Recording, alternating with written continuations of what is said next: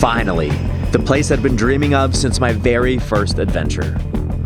We have made it into Vietnam. We touched down in Hanoi, the long fought-over capital that later became the stronghold for an independent Vietnam. We got here right as the first reports of coronavirus sparked up in the news cycle. We have made it here to Hanoi. This is our number one of 2 days. Yeah, the adventure begins. If I can figure out how to use chopsticks. All right, come on, Allie. Some street noodles, like a bean curd dumpling or something. Spicy, delicious goodness. And we have a lot of friends. This was my old mentor's favorite country, so he made me expect the sights and the smells. What caught me off guard, though, were the sounds. Streets sing in rhythmic mayhem. Everyone meets, works, and eats right on the edge of where rubber meets road. You think it's the peaceful sidewalks of San Diego I still dream of? No way, man.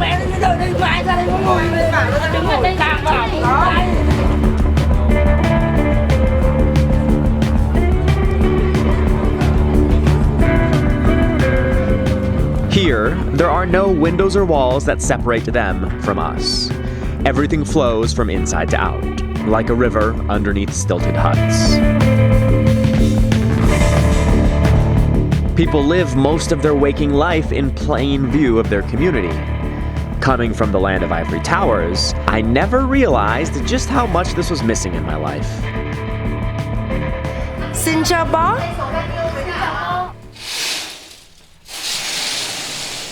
This is my first time putting on panties.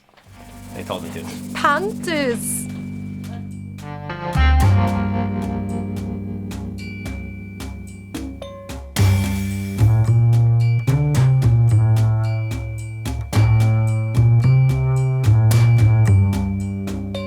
We were here in Vietnam to celebrate Allie's birthday.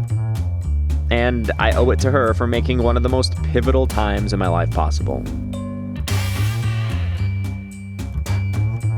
We met at a festival in Joshua Tree and both knew our time together would be beautiful, but brief. For the time being, though, we would savor every moment together until our differences, dietary and otherwise, caught up to us. We are in Vietnam now, baby. Fuck, dude. Vegetarian stuff for Allie. Hanoi is an easy place to have far too much fun. An endless maze of side streets and whiffs of delicious mysteries as your only guide. I promise, you will get blissfully lost.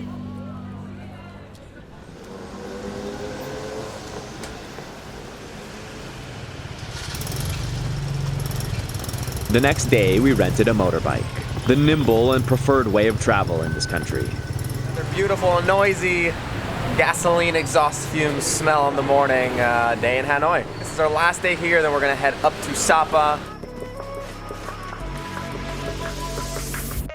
This was my first time ever on a two-wheeled vehicle, and I got 15 minutes of practice before Allie hopped on. Sink or swim, baby.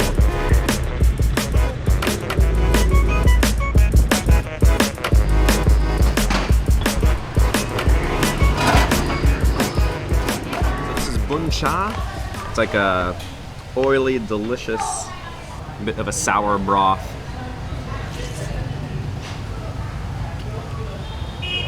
Super good. The thing I love about Vietnam is that literally there are so many different kinds of things to eat. And it's like a new flavor around the street, around the corner. Every little shop is a brand new flavor. It looks like it's under... You're doing a great job, everybody.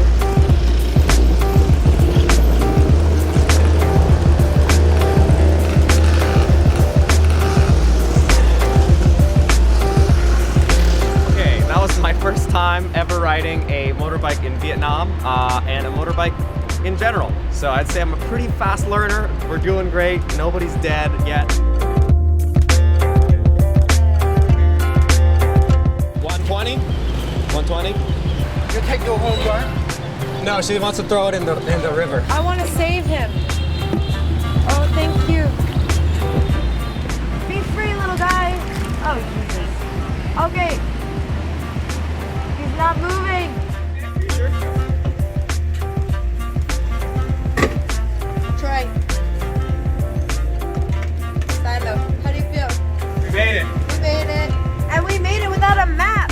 Okay, that does it for our Hanoi adventure.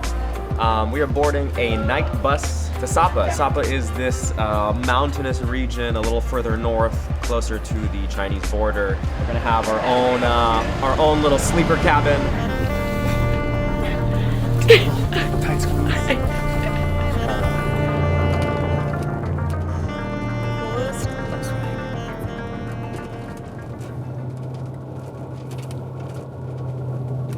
After a long, stuffy, and claustrophobic bus ride, we arrived in the fertile, terraced lands of Sapa.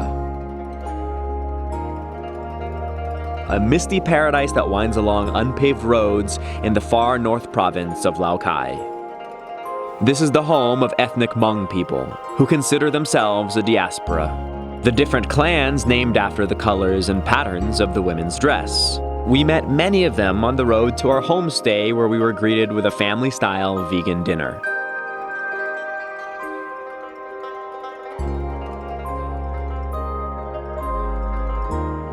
We stayed in this beautiful thatched hut amidst paradise, and fell asleep to the sounds of a tranquil stream. I wish I could say that everything was as perfect as it looks here, but it wasn't.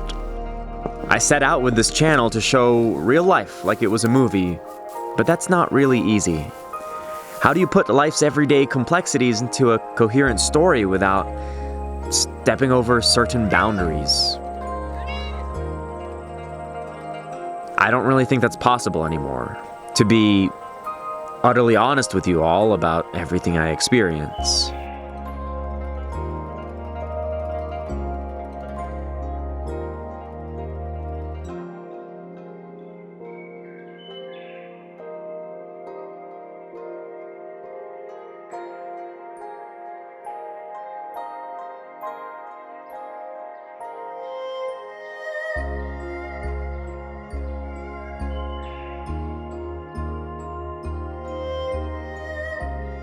I'm about to have a very Zhonggao backpack strap. Yes. Hmong people, my Zhonggao. In my Zhonggao. Yeah, Hmong people are a different ethnic group here in the country. Different from Vietnamese.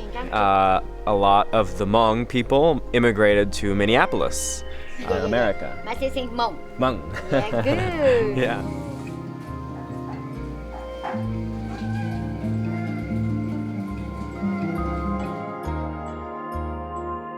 I did come to a conclusion in Sapa, though, that for whatever reason, I'm just meant to do life solo for a while. Vietnam had this way of revealing the self. It was a bringer of rapid change, where wise spirits whispered secretly in our ears. Later on in the trip, there were 3 different breakups on the same night at a hostel. Maybe it was the place, maybe it was the approaching times. Who knows? For now, Allie and I still had more memories to make together. A flower monk. Flower Mom. Wow, you look so nice. Thank you. Oops. It's good. It's good. It's fine. It's good. It wasn't very exotic what you got. You got a plate of tofu. There was nothing exotic to get. Spaghetti and meatballs. Like, look at these spring rolls. I'm very grateful that I have food to put into my belly, but I'm safe. it's basically just string cucumber and carrot and wrapped. And it's great. I'm super stoked for vegetables, but it kind of makes me sad. Been here for 7 days, and I think he's eaten more meat than everyone in Vietnam. That's and not we true. go to a vegan restaurant once, and he's complaining. Whose birthday trip is it? Mine.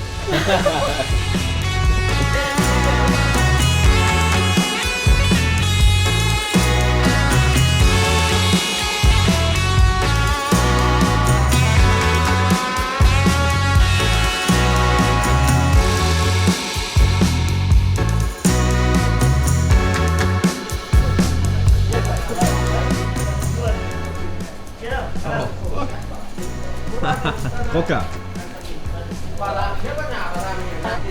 Tay tao, cái tay sát cá rồi, mày đùa. Ơi, Ekoda 19. Con chim. Con chim? Chim. No chicken.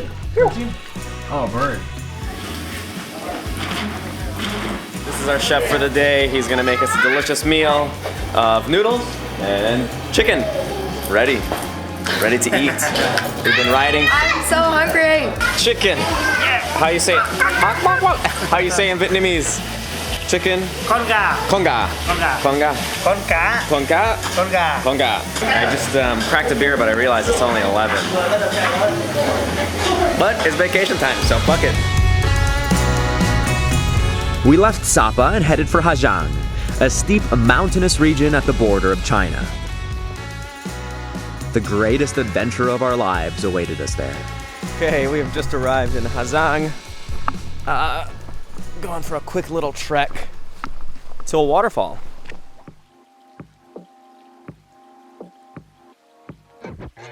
This episode is sponsored by Model Outdoors. I found this incredible water bottle after being fed up with my hydro flask. I needed a bottle that I could attach to the outside of my camera bag without any swinging. I also needed it to be soft in case it hit some stranger's head on a plane, and it had to collapse when I wasn't using it. Space matters when you travel full-time. I also wanted a bottle that had as many functions as possible, and I was stoked to find out this one can turn into a shower head, water purifier, camelback, even a camping light. So I don't ever push products, and it's because I will only promote something that I truly believe in. I was an original Kickstarter backer, and I've personally used this thing every single day since getting it, and I am still in love with it. That's why I was so excited when I reached out to the Model team and they agreed to work with me. They're offering 10% off to any Earth Story subscriber. When you get to checkout, just use the code 10 for Earth, and I'll get a kickback from every sale made.